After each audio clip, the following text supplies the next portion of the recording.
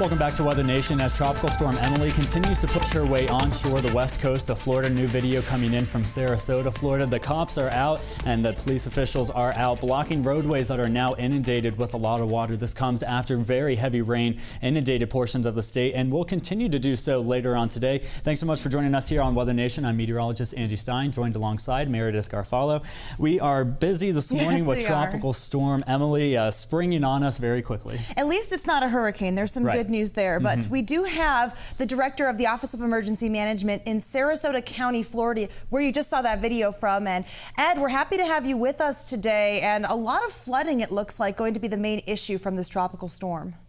Yeah, and especially at high tide. We have some areas along the coast that have a tendency to have nowhere for water to run off. So we've been dealing with that. We've been dealing with some downed trees, some intermittent power outages here and there, and also we had a couple mobile homes actually lose their roof when the wind gusts got as bad during landfall. Made landfall about 10:45 off of Anna Maria Island, just north of our county. And we were just talking about the flooding, and it actually could be a lot worse. So thankfully this storm weakening and not strengthening as it moves into the county.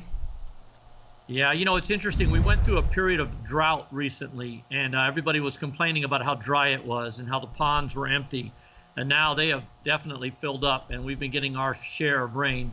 But this is a good wake-up call for people. You know, I like to remind people we're in hurricane season. We're approaching the peak in September, and this is just a minor wake-up call of what we could get. This could be a lot worse, and hopefully we don't see any more this year. But now's the time to be ready, not wait till this starts happening when you wake up in the morning and you have a tropical storm right on your doorstep. And now, tell me more about your job and what you do at the office, the management office there. You're in Sarasota County. You have a big job role. Explain to the public and explain to us really what exactly you do and how your efforts go into preparing for a tropical storm. Well, in Florida, each county has an Office of Emergency Management, and we have to have an emergency management director.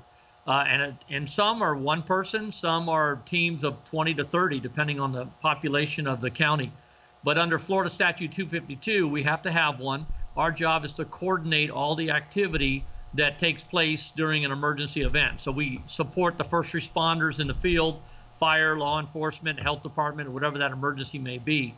During a hurricane, we have the lead role in coordinating all the actions within the county, supporting our local municipalities, and we're the liaison between the state EOC and FEMA if we need additional assistance. But the Emergency Operations Center is that key coordination point where we make sure everybody is informed, the public's informed, and all of our responders have the resources that they need to respond, recover, and from a major event.